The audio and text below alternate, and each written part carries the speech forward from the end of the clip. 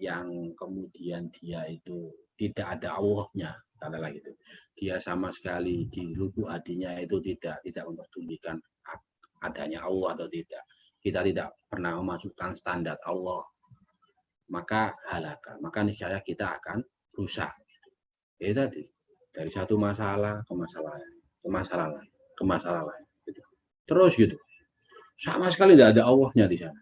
Melihat hidup itu masalah.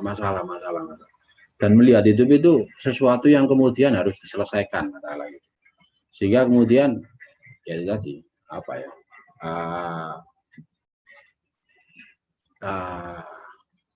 Ya sumpah. Ini ada sosial.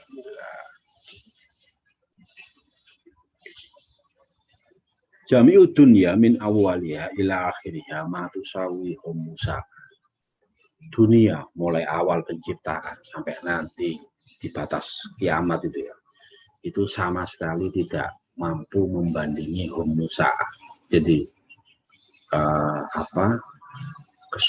secuil kesumpekan di hari kiamat itu tidak ada bandingannya dari dunia, kesumpekan dunia mulai awal sampai kiamat itu. Jadi ya tadi logika yang dipakai Gus Bahak biasanya kayak gini. Bukan biasanya, saya beberapa kali mendengar itu. Anggap seperti ini. Kita berpikir bahwa hidup itu yang paling penting adalah katakanlah yang berkeluarga ya, yang belajar saja. Itu adalah belajar. Bagaimana kemudian kalian belajar, kalian kuliah, kemudian mendapatkan IP yang bagus, kemudian mendapatkan kerja. Gitu ya. Ternyata di akhirat nanti itu menjadi sesuatu yang tidak penting gitu loh. Jadi ternyata yang kalian pikir penting di dunia ini itu menjadi sesuatu yang tidak penting. Ternyata di akhirat nanti yang ditanya adalah bagaimana ibadahmu, bagaimana sholatmu, bagaimana kamu mengisi hidupmu. Hal-hal seperti itu, ada ibadahnya atau tidak gitu. Sehingga kemudian apakah kalian memiliki IP bagus, lulus tepat waktu, langsung dapat kerja, itu semuanya tidak penting gitu. Sehingga itu tadi cara berpikir kita itu keliru semua, katakanlah gitu. Maka ya itu tadi sehingga pikiran kita tentang dunia, katakanlah kalau dikumpulkan kita hidup mulai awal dunia sampai kiamat ya, sampai akhir, ya itu enggak apa ya, cara bosok ini enggak ada amput-amputnya, tidak ada seujung kuku pun untuk urusan kiamat itu, katakanlah gitu. Fakaifa bi umrikal qasir ma'aqalilin yusibuka minha. Terus piye ceritane umurmu yang sedikit itu ya, kemudian kalian sibuk untuk mencari dunia gitu loh. Padahal dunia seandainya pun dikumpulkan itu tidak ada apa-apanya dengan akhirat. Man radiya bima qasama Allah lahu barakallahu lahu fi wa wasi'ahu alaihi man iktafa'ani su'al faqad a'ta khairan nawal. Seseorang yang ridho dengan apa yang sudah diberikan oleh Allah, barakallahu lahu, maka niscaya Allah akan memberikan keberkahan ya bagi dia di dalam keridhoannya itu, makosama itu. Wasi'ahu, dan Allah akan melebarkan meluaskan apa yang sudah dia ridho itu tadi. Maniktafa'ani su'al, orang yang kemudian mampu menjaga diri dari meminta, faqad a'ta khairan nawal, maka niscaya Allah akan memberikan pemberian yang terbaik gitu ya, pemberian yang terbaik. Jadi ketika kemudian kita barokah corona ini ya, kemudian semua pintu pemasukan itu berhenti, biasanya mudah dapat job-joban IT bagi Mas Adi itu ya, uang itu mudah, nggarapkan skripsi orang meskipun skripsi itu belum selesai, itu kan keren itu kan. Jadi banyak orang yang lebih fokus ke job-joban daripada fokus ke diri sendiri itu. Lah pada titik kemudian berkah corona katanya, kemudian semua pintu pemasukan ini tertutup, katakanlah gitu. Maka ketika kemudian kita mampu menjaga diri, katakanlah gitu, dari meminta dan fokus bahwa Allah itu Allah itu tempat kita bersandar gitu. Kalau dalam Kifayatul Adhiya itu manusia itu kalau diminta itu pasti bermasalah gitu. Pasti bermasalah. Karena manusia itu ya medit gitu. Maka orang yang kemudian mampu menjaga diri dari meminta fakot atau khairan awal, maka niscaya Allah akan memberikan pemberian terbaik. Gitu. Manih tajat ilai hannat alai. Tapi orang yang kemudian meminta-minta ya dia akan hannat hannat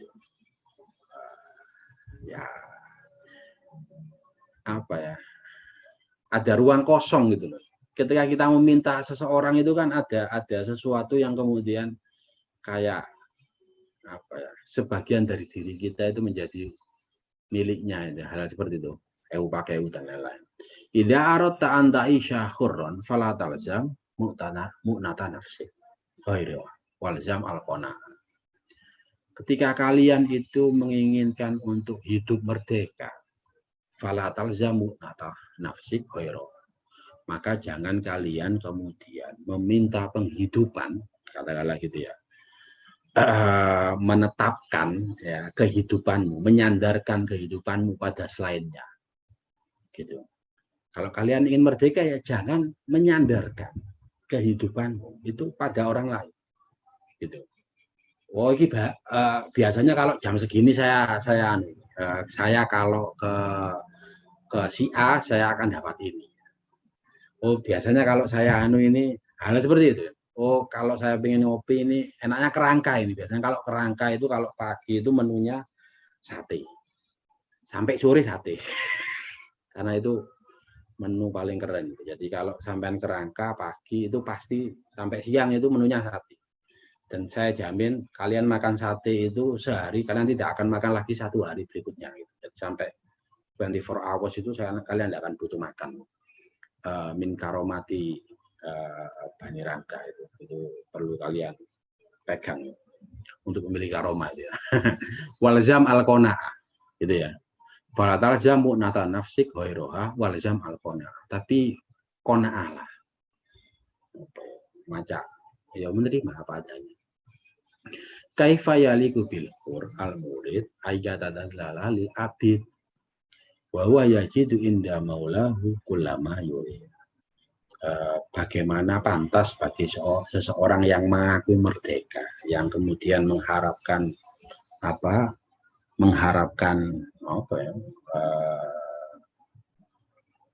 sesuatu. Jadi mengaku merdeka tapi kemudian dia merendahkan diri, seolah-olah dia itu ya tadi hamba. Jadi ya kalau kita merasa bebas ya jangan sekali-kali kemudian kita memerangkapkan diri katakanlah dalam sebuah hubungan. Ada beberapa orang di era saya itu menganggap pacaran itu sebagai sebuah perangkap gitu ya, sehingga kemudian dia harus menjauh dari hubungan seperti itu gitu. Kemudian macam antisosial katakanlah gitu. Lah, karena dia merasa dia merdeka gitu. Tapi sekali lagi kemarin yang saya ingatkan itu ya. Jadi Immanuel Kant itu jelaskan bahwa dalam filsafat moralnya itu kebebasan itu adalah ketika kita mengikuti aturan gitu. Karena kita hidup itu kemudian kita tidak bisa melupakan bahwa kita itu makhluk sosial ya. Kita perlu untuk mengakomodir kita sebagai makhluk sosial ini. Nah, pada titik permasalahan ini, maka seseorang yang mengaku merdeka maka tidak pantas kemudian dia menghinakan diri katakanlah gitu ya. Bukan menghinakan diri ya. Memerangkapkan diri dalam sebuah kondisi yang kemudian menjadikan dia tidak merdeka. Salah satunya dengan meminta itu. Karena sesungguhnya orang yang merdeka itu akan menemukan segala yang dia butuhkan dari Tuhannya. Itu kalau pembahasan. Jadi istilahnya gini, kemerdekaan kita itu kita arahkan ke Allah. Jadi Tuhan kita itu Allah, bukan yang lain. Gitu.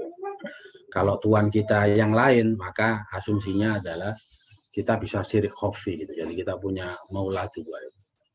Wala ya'lamun nas ma fil masalah hatun syai'an. Kalau seandainya manusia itu mengetahui esensi dari permintaan itu, maka niscaya dia tidak akan pernah meminta sama sekali. Gitu.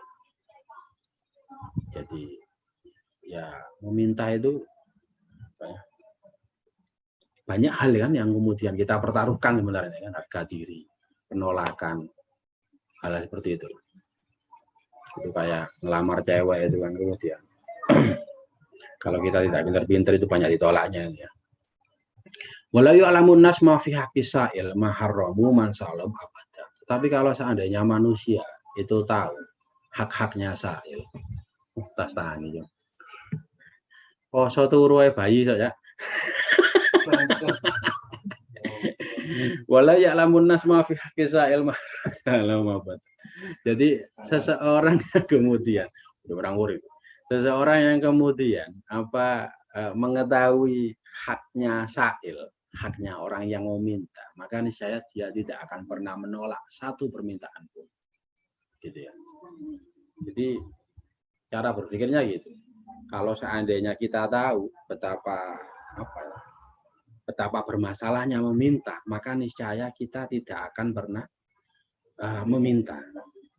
Tetapi kalau kita tahu betapa banyak yang harus dikorbankan dari meminta, katakanlah gitu ya, maka niscaya kita tidak akan pernah menolak seseorang yang meminta. Kita kan enggak. Minta itu kan, ya pikiran kita kan rugi gitu ya. Kita tidak berpikir, oh orang yang meminta kepada kita itu banyak hal yang kemudian dikorbankan gitu. Harga diri, kemungkinan ditolak, banyak hal. Lau sodako sa'il makod dasa manrodahu. Kalau seandainya pun kemudian yang meminta itu memang benar-benar butuh, maka orang-orang yang kemudian menolak permintaannya, maka niscaya dia akan susah untuk menjadi suci kok sawangan ini. Dia pasti akan ada sesuatu yang hilang. Jadi ketika kita diminta, kemudian kita menolak, itu ada, jangankan menolak, tidak memberi ya. Jadi entah kita tidak memberikan jawaban nolak adalah gitu, kita tidak memberi adalah. Maka ada sesuatu yang hilang dari diri kita, dan itu kemudian ya itu tadi efeknya itu panjang. Ma min rajulin sa'ala rajulan hajah faqadaha aw lam yaqdiya illa gharu ma'i wajhi arba'ina. Seseorang yang meminta kepada orang lain hajatnya, baik itu qadoha, baik itu dia memenuhi atau dia tidak memenuhi, maka yang meminta ini air mukanya itu air mukanya ini gambaran ngomong harga dirinya ini turun itu sampai 40 hari. Jadi dia merasa merasa rendah, merasa itu sampai 40 hari. Gitu. Jadi segitunya gitu. Orang yang minta itu segitunya. Kemudian kita dengan enteng nolak dengan alasan kita tidak punya, hal-hal seperti itu, hal-hal yang klise biasanya kita ucapkan itu. Ya, kita kadang melupakan bahwa yang meminta itu ya banyak hal yang harus dikorbankan. Karena itu kalau pakai logika ini jangan menolak permintaan orang lain semampunya, gitu kan. Dan jangan mudah untuk meminta ya semampunya. Selanjutnya al-babul hadi wal arbaun fi bayani syafaqah ala khalqillah. Bab yang nomor 41 yang menjelaskan tentang berbelas kasih kepada makhluknya Allah. I'lam anna syafaqata ala khalqillahi ta'ala ta'dimu li amrillahi ta'ala. Ketahuilah bahwasanya berbelas kasih kepada makhluknya Allah itu sama saja dengan mengagungkan perintah Allah, gitu ya. Jadi ketika kita mau berbelas kasih dengan yang lain, dengan sesama makhluk Allah, itu sama saja kita itu memprioritaskan ya, cara hidup kita itu prioritasnya adalah perintah Allah. Wadzalika antuk diahu min nafsika mayat lubu. Wa alla tahmilahum ma la yutiquna. Gitu. Begitu juga ketika kemudian kita memberikan apa yang mereka butuhkan dan kemudian tidak membebani mereka dengan beban yang terlalu berat, kita kan enggak. Kita kan kalau kerja kelompok kita lagi gitu ya. Cara berpikir kita ya kita macam adil gitu ya. Jadi kalau 50 bebannya ya semua 50. Kita tidak melihat apakah kemudian si A itu punya masalah sehingga kemudian 50 itu dalam cara pandangnya itu menjadi 1000 kata-kata. Kita kan enggak, kita kan lebih melihat segala sesuatu itu kan benar salah. Melihat segala sesuatu itu nah itu macam demokrasi, kesepadanan, siapapun harus padan, seperti itu. Padahal jadi tadi kita melupakan bahwa kehidupan itu juga bagaimana cara kita mempersepsi. Jadi kemampuan itu tidak kemudian dikebiak-uyah sama. Itu ya agak susah kalau masih muda seperti kalian kemudian berpikir tentang oh ini berat bagi dia, oh iya nih. Biasanya agak bisa berpikir seperti itu yang punya passion guru ya. Kalau yang passionnya IT itu pokok 50-50 Pak. Atau ngomong besok dibagi papat yo, ini papat. Agak kejam ya kalau urusan itu. Di depan saya ada master IT 2 yang alhamdulillah belum selesai kuliahnya. Wa alla tukhatibhum bima la ya'lam, dan jangan mengajak mereka berbicara tentang sesuatu yang mereka tidak paham. Gitu ya. Kita kan enggak. Kita itu cenderung mengajak seseorang atau mencari tema yang orang itu enggak paham. Sehingga kita kelihatan keren, kelihatan pintar, kelihatan lebih daripada yang lain. Itu menunjukkan bahwa kita itu sangat tidak sensitif, sangat tidak memiliki belas kasih kepada yang lain. Wala bima ya'lamun, dan dengan apa-apa yang kemudian mereka tahu. Gitu. Jadi kata kunci dari omong-omongan itu. Khotobatan itu. Jadi bagaimana kemudian ya ada sesuatu yang sama yang kita bagi, yang kemudian kita jalan bareng, bagaimana kemudian ini menjadi baik. Kita kan enggak, kita kan masih muncul ego masing-masing. Wa ayyusyirraka ma yusyirrok. Kita harus membahagiakan seseorang sesuai dengan apa yang membahagiakan mereka. Karena itu katakanlah yang paling terpraktekkan itu kan ikramu duyuf itu. Kalau ada tamu ya kasih makanan yang terbaik yang kamu punya gitu. Asumsinya adalah kalau kamu suka ini maka ya tamumu akan suka ini gitu. Karena itu yang menarik adalah saya di rumah itu pasti akan memberikan makanan yang saya suka, gitu ya. Asumsi saya bukan takbir ini, bukan ibarat ini. Asumsi saya kalau mereka tidak habis, saya masih bisa makan. Jangan sampai rugi pokoknya. Kalau ini enggak. Jadi, bagaimana kemudian kita bisa ya itu tadi standar sesuatu yang membahagiakan bagi mereka itu membahagiakan bagi kita. Hal seperti itu ya. Wa yahzunaka ma yahzunhum, dan apa yang kemudian menjadi sesuatu yang memprihatinkan bagi mereka itu ya juga memperhatikan bagi kita, dan juga sebaliknya saling gitu ya. Jadi kita harus memahami yang lain gitu. Wa fikruka lagi fi kaifiyati tahsili manfaatihim ad-diniyah wa dunyawiyah ilahi. Pikiran kita, ini teman-teman matan harus ya saya akui lah. Safira sama Alvin ini keren ya. Tetap bertahan meskipun pesertanya sekarang pira. Oh 11, alhamdulillah. Kok iso ono 11 ya? Jadi cara berpikir kita itu bagaimana kemudian kita bisa memberikan kemanfaatan bagi mereka. Ad-diniyah wa dunyawiyah. Baik kemanfaatan dari sisi agama ataupun kemanfaatan dari sisi dunia. Ya, fi kaifiyati tahsili manfaatihim. Gitu ya. Kita kan enggak, ya bagaimana mereka itu bermanfaat bagi kita kan gitu kan.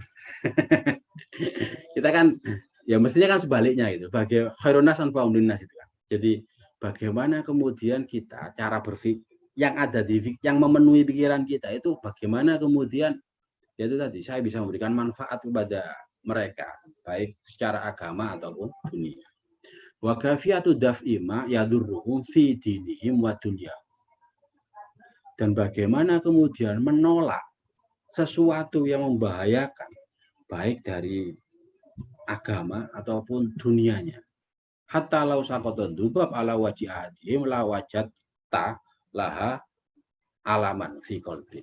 Sehingga bahkan ketika ada lalat itu jatuh mengenai wajah salah satu teman kalian atau sesama orang Islam itu, la wajadta laha alaman. Kalian akan merasa sakit yang sama di hati kalian. Gitu ya. Jadi gitu, empatinya itu muncul gitu. Ya karena itu tadi, karena cara berpikir kita itu bagaimana kemudian apa ya? Orang lain itu menjadi baik, orang lain itu menjadi aman, tidak tersakiti. Kita kan tidak gini mikirnya. Dari dalam keluar gitu. Kita kan mikirnya gini. Wah, aku gak oleh. Ada pembagian oh biasa ada takjil, wah aku gak oleh. Jadi kayak gini. Dari luar itu kemudian kita persepsi, wah gak oleh, ngenes baru tersakiti. Wah kabeh koncoku rabi. Seperti itu. Jadi bukan gitu, alhamdulillah koncoku kabeh rabi. Semua bisa menyempurnakan agamanya. Gitu. Jadi perspektifnya kayak gitu. Gitu. Tidak kemudian macam tersakiti, terdolimi. Kabeh payu, kabeh seperti itu. Wa antakuna li antahfidho qalba mu'minin syar'an ahabba ilaika min kada wa kada hajjah wa huswa. Dan keberadaan dia gitu, itu kemudian arahnya adalah bagaimana dia menjaga hati ya, hati seorang mukmin secara syariat ya. Bagaimana kemudian kita katakanlah gitu ya, kita menjaga hati seseorang yang mukmin sesuai syariat itu lebih kita sukai daripada kemudian haji ataupun perang. Jadi menjaga perasaan orang lain sesama mukmin itu lebih kita prioritaskan daripada kita berpikir tentang oh haji, oh saya harus ikut perang, oh saya harus dapat pahala gini, lakukan banyak hal itu. Kita kan enggak. Menjaga perasaan itu sangat tidak milenial sekali ya. Di dunia yang sangat subjektif seperti ini. Wa antahtaro izza akhika ala izzi. Kita memilih kemuliaan saudara kita daripada kemuliaan diri kita sendiri. Wa dulla nafsik ala dulli akhi. Dan kehinaan diri sendiri daripada kehinaan saudara kita sendiri. Gitu. Jadi sekali lagi cara berpikirnya adalah ketika apa yang kita pikirkan itu paling mudahnya itu ya. Kita susun dalam sebuah kalimat paling simpel subjek predikat. Ketika subjeknya saya. Kita masih belum bisa mempraktekkan yang bab nomor 41. Jadi kita masih belum memiliki empati kepada orang lain. Gitu. Lah yang menarik adalah ketika kita masih belum memiliki empati kepada yang lain, makhluknya Allah apapun, maka pada titik itu ya keberislaman kita itu masih dipertanyakan. Bagaimana kita mempersepsi agama ini itu masih dipertanyakan. Mungkin itu ilaun alam, saya serahkan ke Mas Alvin. Baik, mungkin dari penjelasan tadi ada yang perlu ditanyakan, monggo bisa langsung menghidupkan mikrofon atau lewat chat.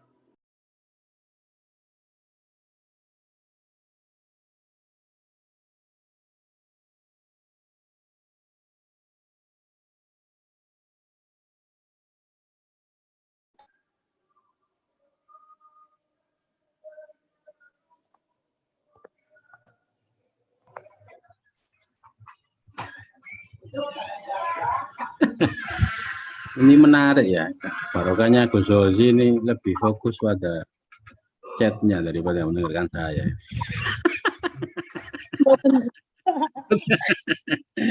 Bejat. Monggo ngapunten. Barokahnya Gus Gozi jadi banyak yang ikut, Gus. Iya. Kalau wibawa beliau itu sudah teruji, ngerti. Karena itu penting untuk besok Gus yang Gozi. Ya napa Mas? Gus Gozi sampun keluar. Nggih. Gozi sampun keluar. Pun gaya yang ngoten. Karena beliau tidak ingin terintimidasi di sini.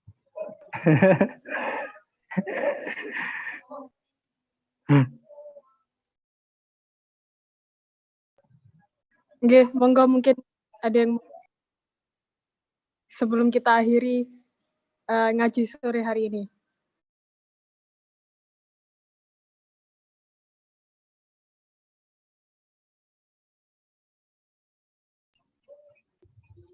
Mbak Lu, si Dorabi ta Mbak Lu? Mbak Lu. Tinggal turun dulu. Live on YouTube Kang Samil. Piye kan? Nggih, monggo, ngapunten.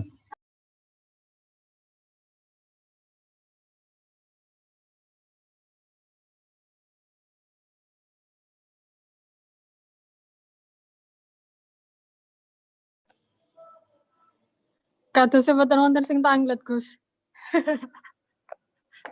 Alhamdulillah, monggo ditutup mawon. Beridho illahi ta'ala bi syafaati Rasulillah sallallahu alaihi wasallam. Ya Allah. Kalimna ya salam ya rahim ya afat ya ada bil akhirat. Asli. Sya'lillahi lamul Fatihah.